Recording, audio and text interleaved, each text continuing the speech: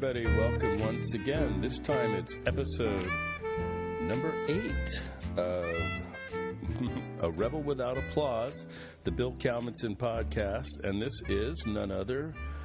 That's me, Bill Kalmanson. I'm alone here in the comfy little confines of my movie studio apartment, ensconced here in the Hollywood Hills. Happy to have it, having survived a fire scare only 2 weeks ago.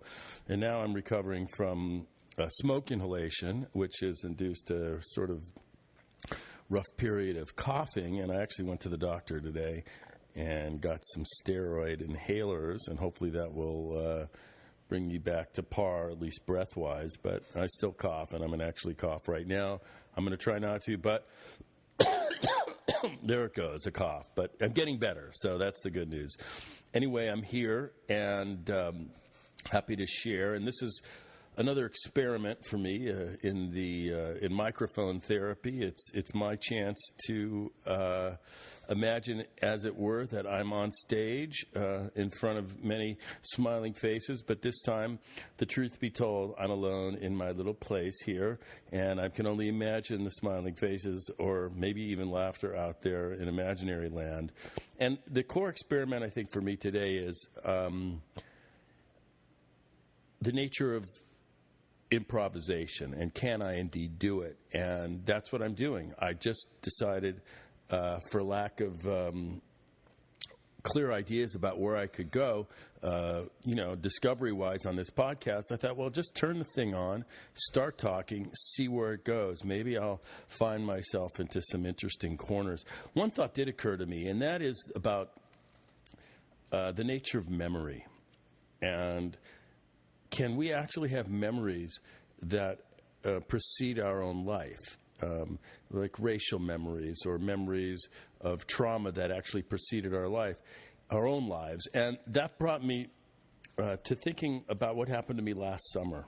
And I was in Florence, and I was actually, we were touring, and looking at I had this tour guide, Alessandra, and she was like a baroness, and we were touring various, museum pieces and churches and cathedrals and Jesus Had a Bad Day paintings, and she was a baroness of sorts, fallen nobility, and knew her way around the art treasures of Florence.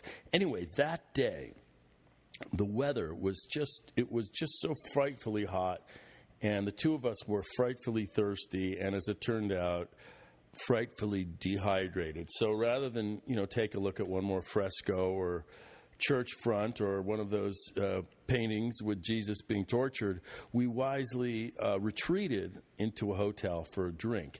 And it was a nice hotel on a plaza, so we had to actually take an elevator up like 10 floors to where the bar was. And we got out there at that level at the top deck and went to the bartender and ordered a drink. Actually, all I wanted was a bottle of water with ice, which, that's all we wanted. And we told the bartender that. But he just looked at us and calmly told us that the deck that we were at, where the bar was only for patrons of the hotel, and that he just was unable to serve us. And I looked at the guy and said, are you kidding? I mean, this woman here, she's a baroness. I mean, her great-grandmother is buried in one of the most important cemeteries in all of Florence. And when her father died, they rang the bell of the Duomo for 5 minutes. I know because she told me, you have to serve us.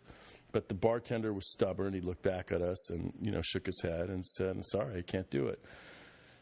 So, with sweat pouring out of every pore in my forehead, we retreated back into the elevator that we came up on, and the door closed in front of us. And we pressed the button for the lobby, which was, like I said, about 10 floors below us, only nothing happened. The doors closed, and nothing happened except that the temperature was rising very quickly. So I tried again. I pressed the buttons, nothing. Then I pounded on the door, still nothing. And it was very clear now that this elevator was stuck, and that this little box that we were standing in was getting hotter and hotter by the second. I mean, we were trapped, and I could see in Alessandra's face. She was a wayfish, or is a wayfish, lovely little, Italian woman. And she was like doing her best to stay in like this yoga, keep breathing and remaining calm mode. But panic was overwhelming, frankly, the best of us. So she like reached out to her phone to call the lobby, no answer. And I just started pounding on the elevator door, and nobody was coming, nothing. And the sweat, I was down completely drenched. My throat was as dry as sandpaper. And for me, it felt like, I could pass out or die at any moment. I'd start hitting every door, every button on the kind of ancient elevator panel. Still nothing happened. And we were stuck. And I was going to die. And at that moment, I was overrun by what felt like a memory, and that had actually preceded my own life. And that was, I was going to die the death of my Jewish ancestors in Europe in a chamber. And this was it. I was in, like, literally, I was going to suffocate in a box in Europe. And this insane sort of crazy panic and these memories that I had never experienced flooded back into me as if I was in some sort of, the final stages of life at a concentration camp. And finally, just a second before, my eyes rolled into the back of my head and I just collapsed, somehow I hit a button and this door the elevator door miraculously opened, and we scrambled down the stairs. We dashed towards a bar at the end of the piazza, and we had more than a drink. And it took quite a while before we were able to calm down and cool off. And all I could think of was gas chambers and concentration camps. It was like, I don't know, it was like a PTSD nightmare out of memories that, frankly, I never experienced. And it kind of got me thinking, like, maybe we have memories that precede us. And I started thinking about, some of the African American experiences with police officers. And, of course, black people have been hassled by cops since time immemorial. First, the first white enforcers were used, frankly, to track and return runaway slaves. And now, we've had all these assaults by police officers on black people. And then I started reading about, what happened what happened was, this is a little known, but a truly horrifying incident in American history. And it was a police massacre in New Orleans in 1866, just a year after the Civil War. And what had happened at that time, and I read about this in W.E.B. Du Bois' Black Reconstruction in America, but it's well documented in other places. But what had occurred is that a few hundred, or more than a few hundred, black delegates were on their way to what was then known as the Mechanics Institute in downtown New Orleans to attend the Louisiana Constitutional Convention. So there was an effort to rewrite the Louisiana Constitution that would conform with, the results of the Civil War. And specifically, they wanted to remove these black codes that had been installed to re-enslave blacks after the conclusion of the Civil War. So these concerned citizens, African American, were marching in a display of political solidarity across in New Orleans to this a Mechanics Institute to attend this convention where hopefully they could abolish these black codes, and that were there to frustrate, suffrage and citizenship for new black citizens. Anyway, the cops and a white mob, they had a confrontation with the police, and there was a skirmish, and fists and whatnot were thrown and insults. And this parade of black citizens ultimately made it to the Mechanics Institute, and unbeknownst to them, these cops, these local police people that were actually former Confederate soldiers in in a war that had only ended, a year ago. They decided, conspired, and converged on this institute, and a full-on, balls-to-the-wall, fucking assault and massacre occurred on these black delegates. And the white cops just, they just assaulted this institute, and in the end, 238 African-American people were killed, 200 of which, according to what I had read, were black Civil War veterans. And this is a story that is a genocide story, essentially, about white police authority on black citizenry. And it's a story that's not been repeated much, at least in the history books. I certainly was never told.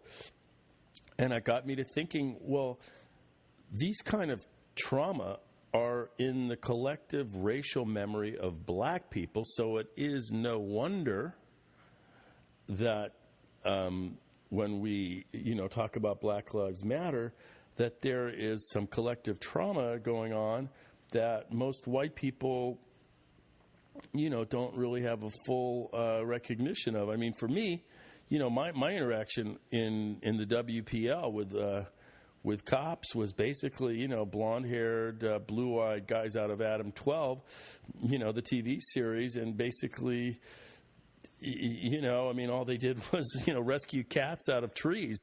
But across town, the black experience with cops was somewhat different. So when Colin Kaepernick decides to take a knee to protest police brutality, I don't think that's just coming out of nowhere. And what it really is a classic expression of Gandhian nonviolent civil disobedience. And the purpose of those kind of acts, those kind of gestures, is indeed to offend, to ruffle, to rattle the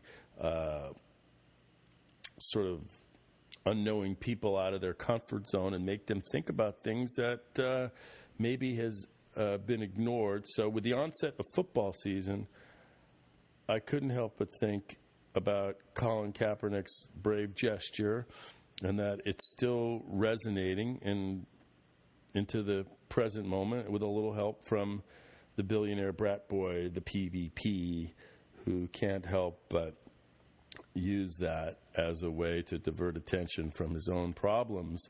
And, with every week there comes a new chapter, a new drama, in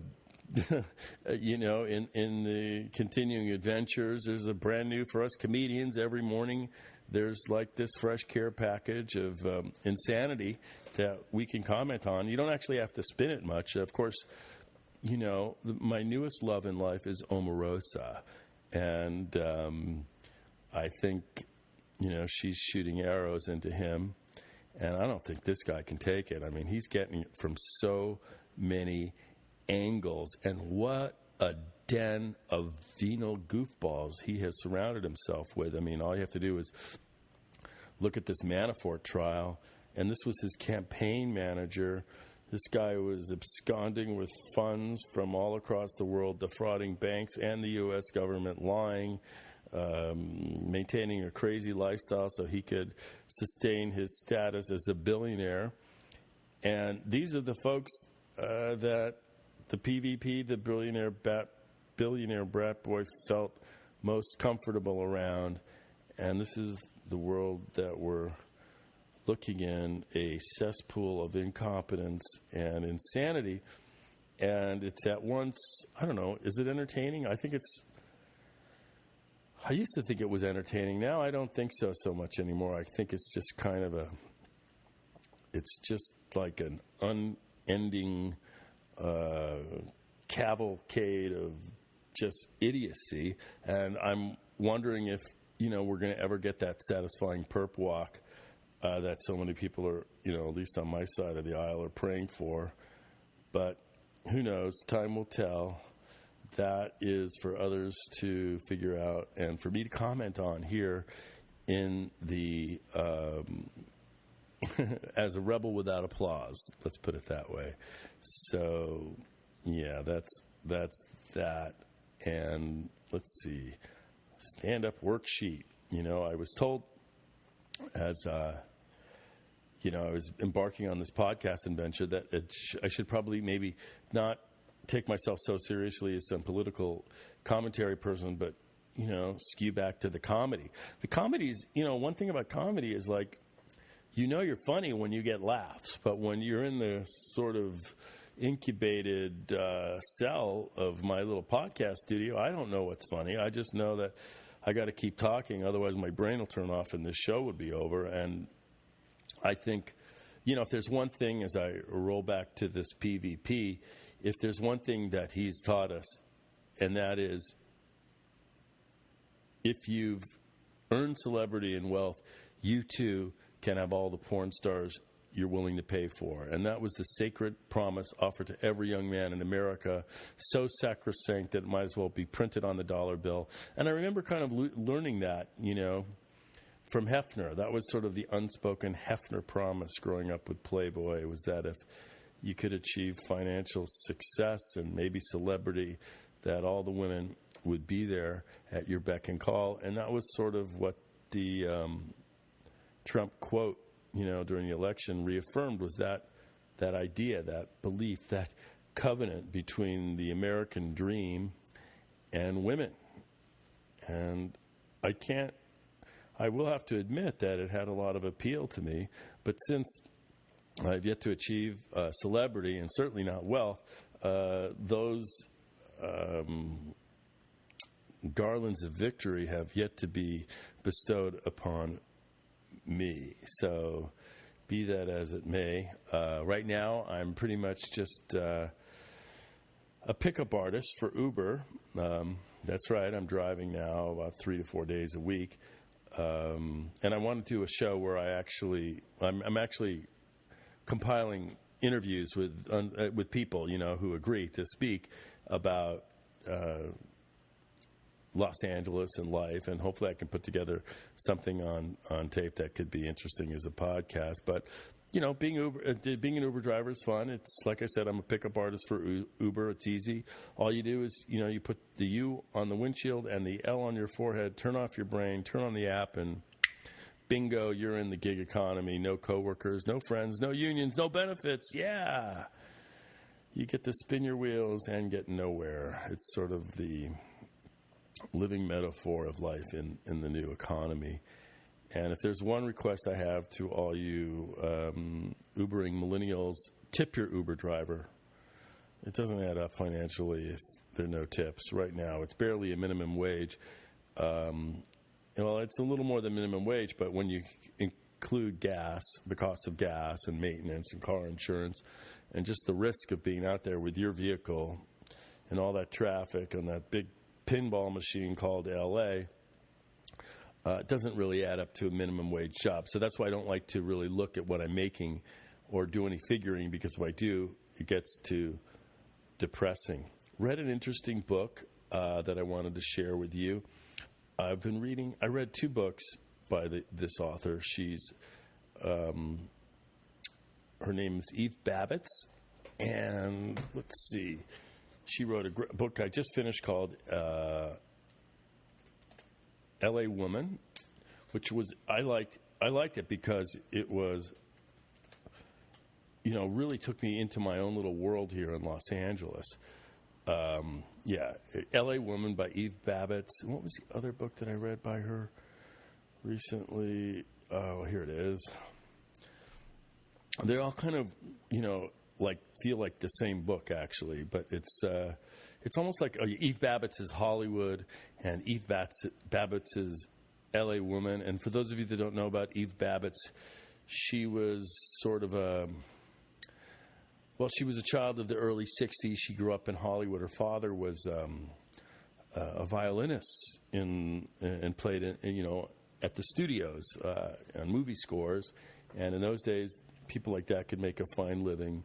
And her mother, he was Jewish, and was the children of his parents were from the shtetl in Eastern Europe, and her mother was from the wilds of Texas, kind of a blue-eyed, waspy girl, and she wrote a number of books. L.A. Woman, like I said, was the one I just finished, And she was famous for a photograph with her naked playing chess, and she circulated and lived in the art world. She was a photographer. She did album covers for important rock and roll artists of the 1960s and maybe even 70s. And she, I think, was well known for having an affair with Jim Morrison of The Doors. And that's chronicled briefly in her book, L.A. Woman, which, like I said, I just finished. Do I have a review for it? Well, I can say this. They're going to make a movie about it, or actually a TV series. I think it's going to be on Hulu. And I don't know how it will work as a TV series. You know, it sort of sets the tone of these young 20-somethings living the kind of Hollywood high life in and around L.A. One of the things I really like about it, though, because I live here in Beechwood Canyon, I'm attached to a larger complex called Crotona, which, for those of you that don't know, which is everybody, Crotona was built in 1912 or so. It was a theosophical retreat, and it was probably the first structure built here, but it was a place where people who were looking for spirituality and meaning converged, and there was a library here, and it sits just above Franklin, off of Gower and Primrose here in the Wood of the Holly, and this whole little canyon that I'm in was memorialized also in a book called The Day of the Locusts, which was, a great novel about Hollywood in the 30s, and he referred to it actually as Pinyon Canyon. And the world, The Day of the Locusts, there it is. Yes, Nathaniel West wrote that book. That was a very good movie. I recommend it if you get a chance. It really brings kind of the seedy underworld of Hollywood in the 30s alive. But like I said, Eve Babbitt's L.A. Woman, she lived right in this very same neighborhood that I am. And I'm here in Crotona, which, as I mentioned before, was this theosophical seminary that was started in 1912. And there's some cool little pictures, and you can see that this was just rolling hills and sagebrush and chaparral and a few groves of maybe oranges, I'm not sure, here in Hollywood. And then what happened is Crotona relocated in 1925, and it lives today, it still exists, in Ojai, up in the hills there as you enter town. On the left side, there's a little Crotona Street, and up above is a very large and beautiful property with ponds and fountains and reading rooms and I think residences as well. That's the current Crotona, but I actually live in the original Crotona, which is here in Hollywood. And like I said, it almost burnt down 2.5 weeks ago. We saved Crotona from the ravages of wildfire, but that's where I live. And not far from where I am, and this is a place referred to in the book, is the Vedanta Church, which is a Buddhist shrine, and it's still active, and people can go there and meditate, and they have classes and prayer meetings. I'm not exactly sure. I know famously Christopher Isherwood was a devotee of Vedanta. He famously wrote the short stories that were called I Am a Camera, which chronicled his life in Berlin in the 30s. And those short stories became the basis of the musical Cabaret. So Christopher Isherwood, who was gay and living an outed gay life at a time when it was not fashionable, nor probably safe, he was a devotee of Vedanta, which is near here. And all of this lives in the world of Eve Babbitt's L.A. Woman.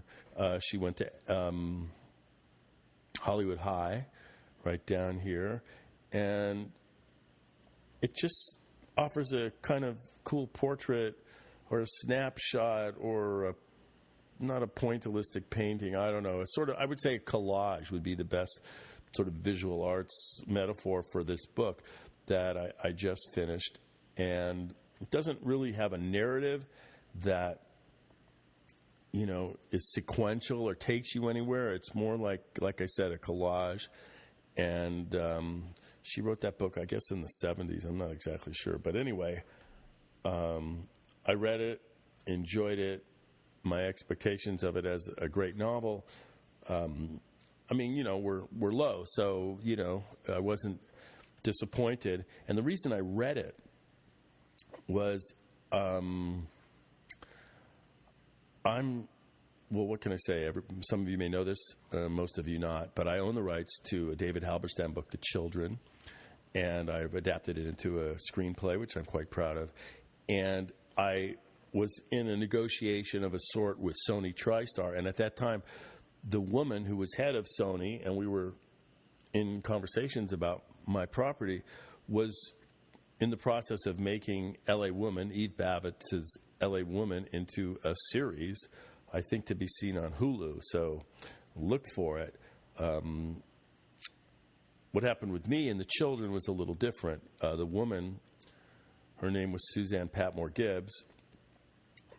She was very excited about my story, The Children, which was David Halberstam's and is David Halberstam's, and now mine, as articulated through my screenplay, his up-close and personal account of these handful of young African-American students who in 1960, 1959 were in Nashville. They were students at small African-American colleges, and they got trained and tutored in the disciplines and strategies and belief system of Gandhi.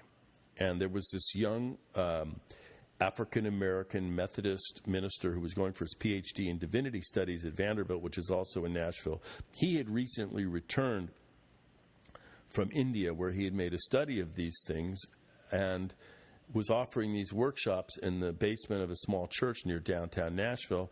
And there was a handful of young people that were in these workshops. Anyway, these kids, these children,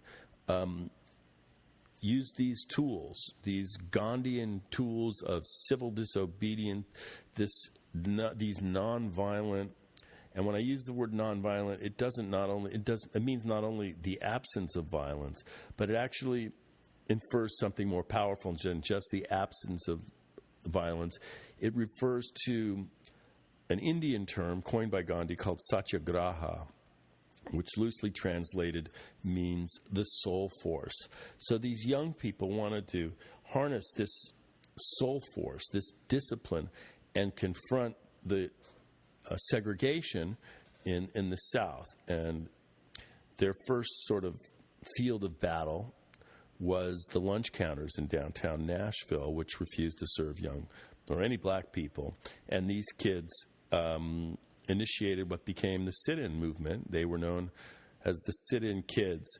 And their story about these handful of young kids, led by the least likely of leaders, this woman, a black woman, but fair-skinned. There was a lot of cream in her coffee. Her name was Diane Nash. She was a student at Fisk. And she became the fearless leader of these young students. And they famously formed SNCC. And amongst those, amongst these four kids was John Lewis, who's now a congressman from Atlanta, and he absorbed more beatings and took more ass kickings in the service of his beloved community as he confronted segregation. First, like I said, at the lunch counters, and then these were the young people that rescued the Freedom Riders, initiated the Freedom Rides and then rescued them when they were under assault in Alabama. And so this story, which is embraced in this book by David Halberstam, who famously wrote The Best and the Brightest. That was the book that broke him, that made him well known. That was about Vietnam. He later returned to Nashville, where he'd actually been a young reporter before going to Vietnam, and he wrote this book, The Children, and I read it, and I was knocked out. I was floored by it. And I said, how do I get this book?